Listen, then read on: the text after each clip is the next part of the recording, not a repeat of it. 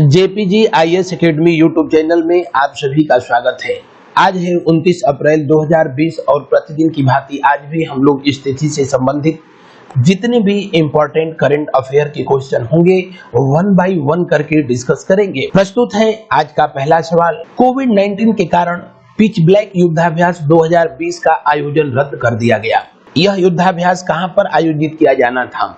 जी हां, ऑस्ट्रेलिया की royal air force के द्वारा वर्ष 1981 से प्रति दूसरे वर्ष आयोजित होने वाला पिच ब्लैक युद्धाभ्यास वर्ष 2020 में ऑस्ट्रेलिया में ही आयोजित किया जाना था, लेकिन कोरोना वायरस के कारण उपजे हुए हालात में इसे आयोजित कराना संभव नहीं था। अंततोगत्वा ऑस्ट्रेलिया की रॉयल एयरफोर्स ने इसे रद्द करने का निर्णय लिया। वर्ष 2018 में इससे पहले इसका आयोजन किया गया था ऑस्ट्रेलिया में। भारत पहली बार हिस्सा लिया था और 2018 में कुल 16 देशों की वायु सेनाओं ने पिच ब्लैक युद्धाभ्यास में हिस्सा लिया था। तो पिच ब्लैक युद्धाभ्यास 2020 का आयोजन कहाँ किया जाना था? ऑस्ट्रेलिया में। ऑस्ट्रेलिया जिसकी राजधानी कैनबरा है और जिसकी करेंसी डॉलर है। स्कॉट मॉरिसन वर्तमान समय में ऑस्ट्रेलिया के प्राइम मिनिस्टर हैं। ऑस्ट्रेलिया जिसे प्यासी भूमि का देश कहा जाता है। अगला सवाल, भारत सरकार के द्वारा बैंकिंग उद्योग को कितने महीने के लिए जन उपयोगी सेवा घोषित किया गया है? जी हाँ, कोरोना वायरस के कारण महामारी के दौर में भारत सरकार ने बैंकिंग उद्योग को भी जन उपयोगी सेवा घोषित कर दिया। अब आप सोच रहे हैं कि जन उपयोगी सेवा घोषित करने का क्या तात्पर्य है?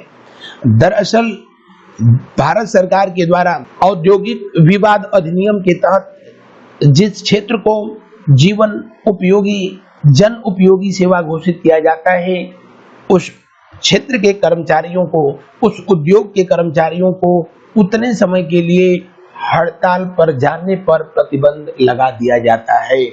जैसा कि आप जानते हैं, बैंकिंग उद्योग के कर्मचारी अपनी मांगों को लेकर के बार बार स्ट्राइक करते हैं, हड़ताल करते हैं और ऐसा न कर पाए खास करके इस महामारी के दौर में। इसलिए भारत सरकार के द्वारा बैंकिंग उद्योग को जन उपयोगी सेवा घोषित किया गया है। कितने महीने के लिए? 6 महीने के लिए। बैंकिंग उद्योग को जन उपयोगी सेवा घोषित करने का अधिसूचना किस मंत्रालय के द्वारा जारी किया गया है? श्रम मंत्रालय के द्वारा जारी किया गया है। और वर्तमान समय में भारत के श्रम और रोजगार राज्य मंत्री हैं संतोष कुमार गंगवार। हालांकि बैंकिंग सेक्टर को रेगुलेट करने की हाईएस्ट बॉडी भारत में है रिजर्व बैंक ऑफ इंडिया, जिसकी स्थापना 1 अप्रैल 1935 को हुआ था। किस कमेटी के रिकमेंडेशन पे? रॉयल यंग कमीशन या हिंटल यंग कमीशन के रिकमेंडेशन पे आरबीआई की स्थापना की गई थी। वर्तमान समय में आरबीआई के 25वें गवर्नर हैं शक्तिकांत दास। आरबीआई का हेडक्वार्टर है कहाँ? मुंबई। अगला सवाल, रूहदार वेंटिलेटर का निर्माण किसने किया? जी हाँ, वर्तमान समय में कोरोना वायरस के कारण जो हालात बने हुए हैं उसमें वेंटिलेटर का महत्व किसी जीवन रक्षक यंत्र से कम नहीं है। और वेंटिलेटर वह मेडिकल इंस्ट्रूमेंट है जिसके माध्यम से किसी व्यक्ति को कृत्रिम तरीके से सांस देने की व्यवस्था की जाती है। आर्टिफिशियल ब्रीथिंग संभव बनाया जाता है।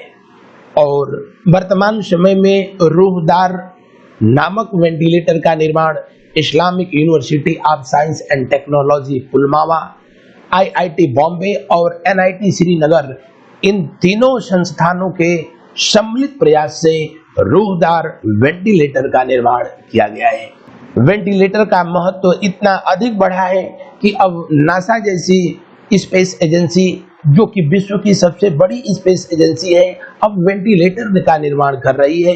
और पिछले दिनों मैंने करंट अफेयर आपको पढ़ाया तो बताया कि नासा के द्वारा वाइटल नामक वेंटिलेटर का निर्माण किया गया है।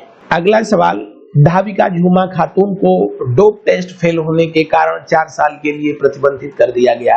ये भारत के किस राज्य से संबंधित है? जी हाँ, पिछले दिनों वाडा के द्वारा भारत की एथलीट झूमा खातून को प्रतिबंधित दवा के सेवन के कारण अगले 4 साल के लिए अंतर्राष्ट्रीय खेल स्पर्धाओं से बैन कर दिया गया। हिस्सा लेने से प्रतिबंधित कर दिया गया।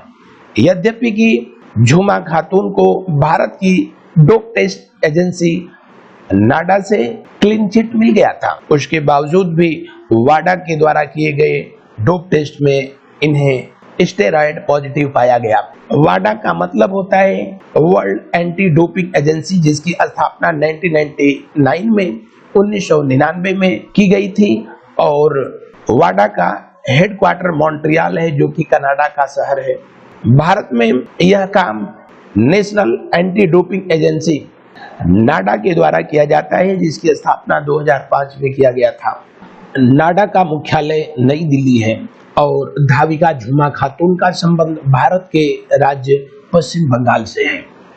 अगला सवाल, working capital demand loan agri यानी WCDL एग्री नाम से विशेष क्रेडिट सुविधा किस बैंक के द्वारा शुरू की गई है? जी हाँ, एग्रीकल्चर सेक्टर में कोरोना वायरस के कारण जब सारी आर्थिक गतिविधियां ठप हो गई हैं, इस दौरान एग्रीकल्चर सेक्टर को बूस्टअप करने के लिए इंडियन ओवरसीज बैंक के द्वारा एक विशेष क्रेडिट सुविधा शुरू की गई है और उस सुविधा का नाम है working capital demand loan agri. यानी जाहिर सी बात है, इस सुविधा का सीधा सा संबंध एग्रीकल्चर से है, एग्रीकल्चर को प्रमोट करने से है। इंडियन ओवरसीज बैंक, जिसकी स्थापना 1937 में हुई है और इसका हेडक्वार्टर है चेन्नई, और इंडियन ओवरसीज बैंक का टैगलाइन है good people to grow with. अगला सवाल, भारत के किस सरकारी हॉस्पिटल में सर्वप्रथम कोविड-19 रोगियों के लिए प्लाज्मा थेरेपी उपचार का सफलतापूर्वक शुभारंभ किया गया? जी हाँ, सबसे पहले तो आपको बताते हैं प्लाज्मा थेरेपी है क्या। दरअसल कोविड-19 से संक्रमित कोई व्यक्ति जब स्वस्थ हो जाता है तो उसके ब्लड से प्लाज्मा निकाल करके और उस प्लाज्मा का उपयोग उस पेशेंट को दिया जाता है जो कोरोना वायरस के कारण अपनी क्रिटिकल स्टेज पर पहुंच चुका है। उसकी जिंदगी को बचाने के लिए कोरोना वायरस से संक्रमित जो व्यक्ति ठीक हो गया है, उसके ब्लड से निकाला गया प्लाज्मा दिया जाता है। इस थेरेपी को ही प्लाज्मा थेरेपी कहते हैं, जिसके पीछे ये उद्देश्य है कि जो क्रिटिकल कंडीशन में पहुंच चुका पेशेंट है, उसकी इम्यूनिटी पावर को, उसकी रोग प्रतिरोधक क्षमता को स्पेशली कोविड-19 वायरस के प्रति बढ़ाया जाए। कनाडा, अमेरिका, ब्रिटेन जैसे देशों में प्लाज्मा थेरेपी काफी कारगर रही थी और भारत में भी Indian council of medical research के द्वारा पिछले दिनों इसे प्लाज्मा थेरेपी के थ्रू इलाज करने के लिए हरी झंडी दी गई और भारत में सबसे पहले किसी सरकारी हॉस्पिटल में इसका प्रयोग किया गया है तो king George medical university Lucknow में इसका इस्तेमाल सबसे पहले किया गया। तो KGMU भारत का पहला ऐसा गवर्नमेंट हॉस्पिटल है जहां पर प्लाज्मा थेरेपी के थ्रू कोविड-19 से शिकार रोगियों के इलाज का प्रबंध किया गया है। अगला सवाल, राष्ट्रीय कौशल विकास निगम ने फाइट अगेंस्ट कोविड-19 के तहत aware India, safe India digital मुहिम चलाने के लिए किस डिजिटल कंपनी के साथ साझेदारी किया है? जी हाँ, जागरूक भारत, सुरक्षित भारत डिजिटल मुहिम चलाने के लिए राष्ट्रीय कौशल विकास निगम के द्वारा अमेजन के साथ टाई अप किया गया है।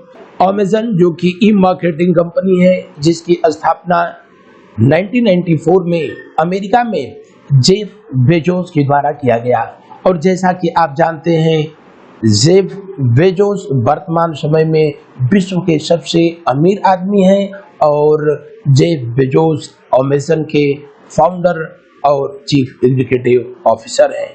अगला सवाल, इंटरनेट ऑफ थिंग्स सक्षम स्मार्ट बिन इनके द्वारा विकसित किया गया? जी हाँ, भारतीय प्रौद्योगिकी संस्थान मद्रास यानी IIT मद्रास के द्वारा कोविड-19 के प्रसार को रोकने के लिए एयरबिन नाम से एक इंटरनेट ऑफ थिंग्स सक्षम स्मार्ट बिन विकसित किया है, जिससे कोविड-19 के बढ़ते हुए प्रसार पे प्रतिबंध लगाया जा सके। किसके द्वारा यह विकसित किया गया है? IIT मद्रास के द्वारा विकसित किया गया है। अगला सवाल, trends in world military expenditure 2019 report किसके द्वारा जारी किया गया? जी हाँ, trends in world military expenditure report 2019 SIPRI के द्वारा जारी किया गया है। सीपरी बोले तो Stockholm International Peace Research Institute, जिसकी स्थापना 1966 में हुई थी और इसका हेडक्वार्टर स्वीडन की राजधानी स्टॉकहोम है। सीपरी के द्वारा वर्ष 2019 में विभिन्न देशों के द्वारा आर्मी के लिए खर्च किए गए धन का एक ब्यौरा प्रस्तुत किया और सीपरी के द्वारा बताया गया कि वर्ष 2019 में पूरे विश्व में सैन्य साजो सामान पर 1917 बिलियन डॉलर खर्च किया गया, जो कि शिक्षा और स्वास्थ्य जैसी बुनियादी जरूरतों पर किए गए खर्च के मुकाबले बहुत कम है। और 2018 में जितना आर्मी के लिए पूरी दुनिया में खर्च हुआ था, उसके मुकाबले 2019 में ये 3.6% अधिक है। सैन्य साजो सामान के लिए खर्च करने के मामले में विश्व का नंबर 1 देश अमेरिका है, जिसने 732 बिलियन डॉलर जो है 2019 में खर्च किया। दूसरे नंबर पे है चाइना, जिसने 261 बिलियन डॉलर खर्च किया और तीसरे नंबर पे है अपना भारतवर्ष, जिसने 71.1 बिलियन डॉलर खर्च किया। चौथे स्थान पे रूस है और 5वें स्थान पे सऊदी अरब है। भारत 2018 की रिपोर्ट में चौथे स्थान पे था, जबकि 2019 रिपोर्ट में तीसरे स्थान पर पहुंच गया है। सीपरी के द्वारा बताया गया कि भारत में रक्षा पर 71.1 बिलियन डॉलर का खर्च भारत के कुल जीडीपी का 2.4% था। विश्व के सभी देश वर्तमान समय में परमाणु बम के पीछे पागल हुए जा रहे हैं और चाइना का विषाणु बम ही सब पर भारी पड़ गया। बहरहाल, trends in world military expenditure 2019 report SIPRI के द्वारा जारी किया गया है। नेक्स्ट एंड लास्ट क्वेश्चन, विश्व बौद्धिक संपदा दिवस कब मनाया गया? जी हाँ, वर्ल्ड इंटेलेक्चुअल डे प्रतिवर्ष 26 अप्रैल को मनाया जाता है। World intellectual day theme in 2020 is innovate for a green future. बढ़ते हैं best feature of the session, question of the day. अंतर्राष्ट्रीय महिला क्रिकेटर सना मीर ने संन्यास की घोषणा की है। ये किस देश की खिलाड़ी हैं, आपको बताना है। पिछले वीडियो में मैंने पूछा था मरा गोमेज किस खेल से संबंधित ट्रांसजेंडर खिलाड़ी है। पिछले दिनों अर्जेंटीना की फुटबॉल लीग में जगह बनाने वाले ट्रांसजेंडर खिलाड़ी मरा गोमेज का संबंध फुटबॉल से है। किस खेल से? फुटबॉल से। बहुत से लोगों ने इसका सही जवाब भी दिया, उसके लिए बहुत बहुत धन्यवाद। ये था आज का सेशन। फिर मिलते हैं कल न्यू करंट अफेयर वीडियो के साथ। थैंक यू, धन्यवाद। आप सभी का दिन शुभ हो।